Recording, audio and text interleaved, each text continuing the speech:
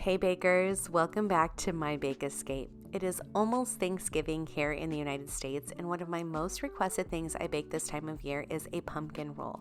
This dessert might seem complicated, but it's actually pretty easy to make and so delicious. For the full recipe, visit mybakeescape.com and be sure to follow me on Instagram and Pinterest at mybakeescape. If you are already subscribed to my channel, thank you for your support. If you haven't subscribed yet, be sure to hit that subscribe button and check out my fall baking playlist for lots of delicious recipes. This recipe is adapted from the Libby's pumpkin roll recipe that is on the inside label of their can of pumpkin puree. You can use any brand of pumpkin puree, just be sure you're using pumpkin puree and not pumpkin pie filling. This is a large can of pumpkin and I will only use a little bit today, but I will be baking more this week, so I store the leftover pumpkin puree in an airtight container in the refrigerator for up to 5 days. I'm actually going to make another 4 pumpkin rolls later this week, so I will definitely use up all of this pumpkin. I also use walnuts. This is optional, but I love walnuts and I feel that they take this pumpkin roll to another level. You can also use pecans if you prefer, or no nuts at all. If you do use nuts, I suggest chopping them up into small pieces. You can do this by hand or you can use a chopper. I needed a cup of chopped walnuts, so I went ahead and measured out a cup and then set them to the side while I worked on the rest of the recipe.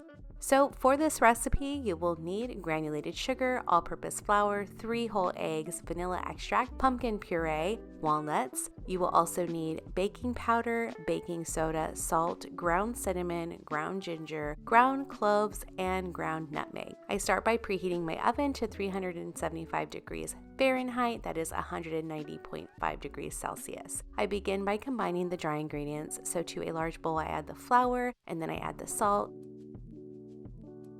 the baking soda, the baking powder, the ground cinnamon, and then the other spices, ground ginger, nutmeg, and cloves. Again, for the full measurements and ingredients, be sure to visit mybakeescape.com. So I went ahead and whisked these together and then I set them aside while I worked on the wet ingredients. So to a large bowl, I added the granulated sugar and then I added the 3 whole eggs. And you can do this in a stand mixer, but I went ahead and used my hand mixer for this. I creamed the eggs with the granulated sugar until they were light and fluffy and really thick. And then I went ahead and mixed in the vanilla extract.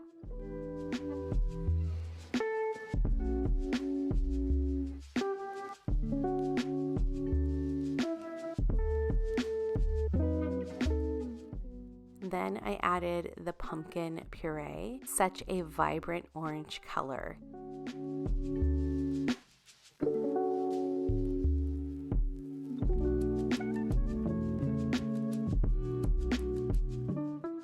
After I mixed in the pumpkin puree, it's time to incorporate the dry ingredients. So I went ahead and added the flour mixture to this wet mixture. And then I mixed this just until all of that flour is absorbed. And this is what the sponge cake batter looks like. Essentially, a pumpkin roll is a sponge cake that is filled and rolled up. So for this, I'm using a 9 by 13 inch jelly roll pan or a rimmed baking sheet, and I went ahead and sprayed it with non-stick cooking spray. And then I poured that sponge batter all inside. And then I used an offset spatula to take my time and spread this out as evenly as I can.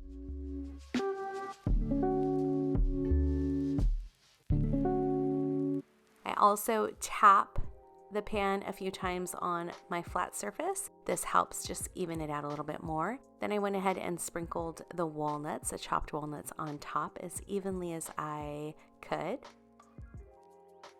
So I decided to leave them kind of larger than I typically do, and my suggestion is chop them up into smaller pieces. This cake is super light, and I noticed that when they were baking, the walnuts tend to be a little heavier, so they were kind of sinking in. Still turned out fine, but I would just make a note to chop those walnuts up a little bit more. So I placed this in the oven and I baked it for about 13 minutes.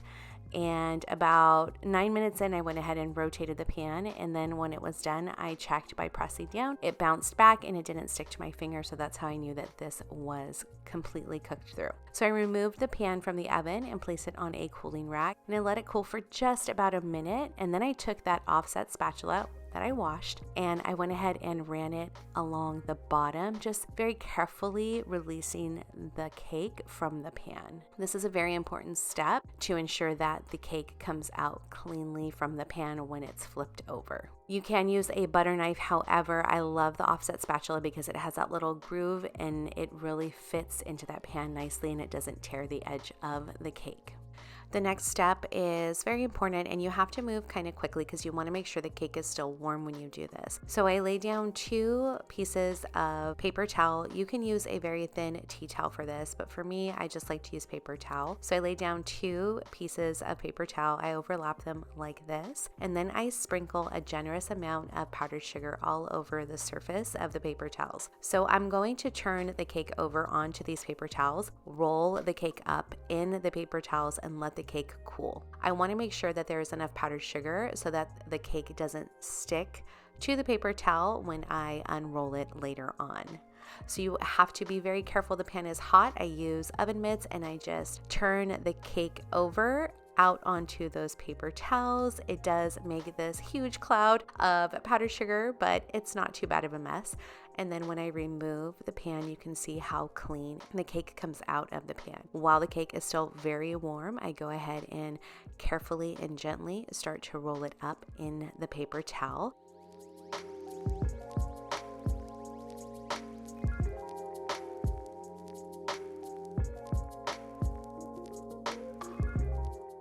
And then I place the entire log on a cooling rack and I let it cool for about 2 hours. You want to make sure that it is completely cool before you add the filling. While that cake is cooling, I went ahead and moved on to the cream cheese filling. For this, you will need unsalted butter, cream cheese, powdered sugar, and vanilla extract. You only need 6 tablespoons of butter for this and 8 ounces of cream cheese. These should be room temperature. I did not plan in advance. They were cold, so I went ahead and placed that butter in the microwave for about 20 seconds. I did place the cream cheese in a warm water bath for a few minutes and then I gently massaged it with my hand in an attempt to get it to room temperature. If they're not room temperature, they can clump up a little bit and then the icing or the filling won't be so smooth. So try to remove these from the refrigerator about 45 minutes to an hour before you want to use them. So I use a hand mixer to cream the butter and the cream cheese together for a few minutes until it is nice and smooth.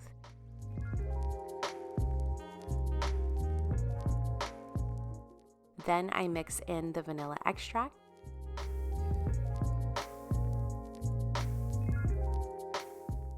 Followed by the powdered sugar. I only use a cup of powdered sugar, so this filling isn't too sweet. It's just the perfect amount of sweetness with that super spiced, delicious pumpkin cake. This just makes such a great combination. I mixed the powdered sugar in until everything was nice and smooth and creamed together.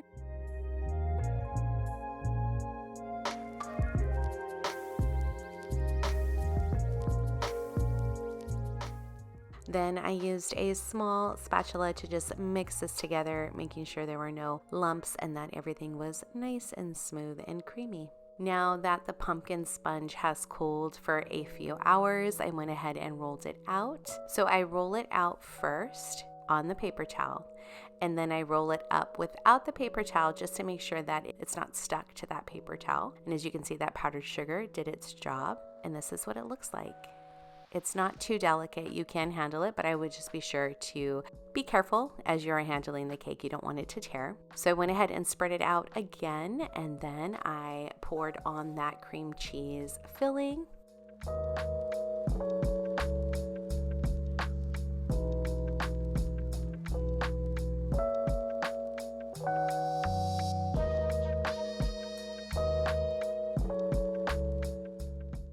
And then using the offset spatula, I went ahead and spread this cream cheese filling all over the top of that pumpkin sponge.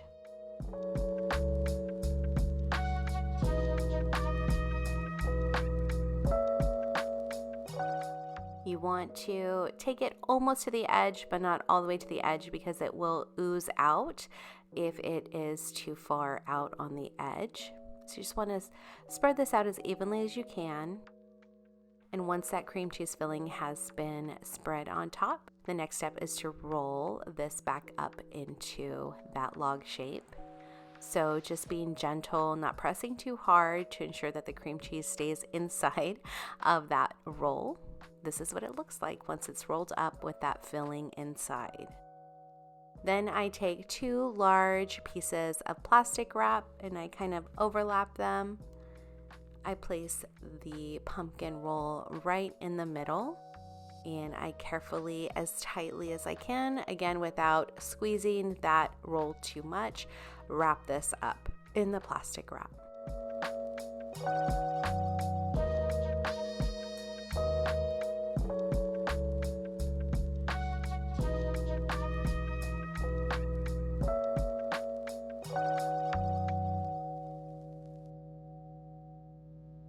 Then I tuck the ends underneath and then roll it around just a little bit to ensure it is that round shape. And then I place this in the refrigerator for at least 2 to 3 hours and up to 3 days. You can definitely make these in advance. And then when you're ready to serve, you just unwrap from the plastic wrap. I wanted to film cutting this before I ran out of daylight, so I didn't let it sit in the refrigerator as long as I recommend. But when you let it sit in the refrigerator, that cream cheese filling does set up nicely.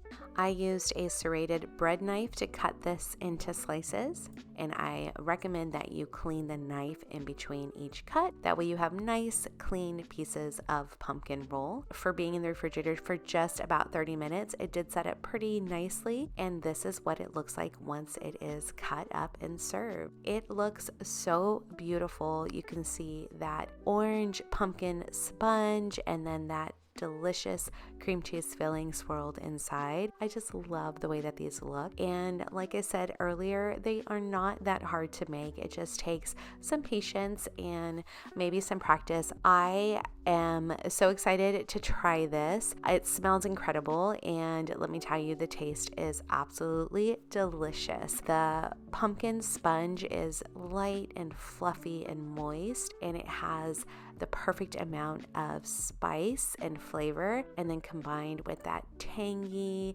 not too sweet cream cheese filling and those toasty walnuts. This is just the perfect combination of flavors for fall and especially for Thanksgiving. I hope you enjoyed this video. I enjoyed making this recipe and sharing it with you today. If you plan on making it, let me know in the comments if you have any questions. If you've made a pumpkin roll before and your process is a little different than what I shared today, let me know what you do in the comments. I'd love to hear from you. I hope that you have a wonderful holiday season. I will be posting more recipes coming up. Thank you so much for watching and have a sweet day.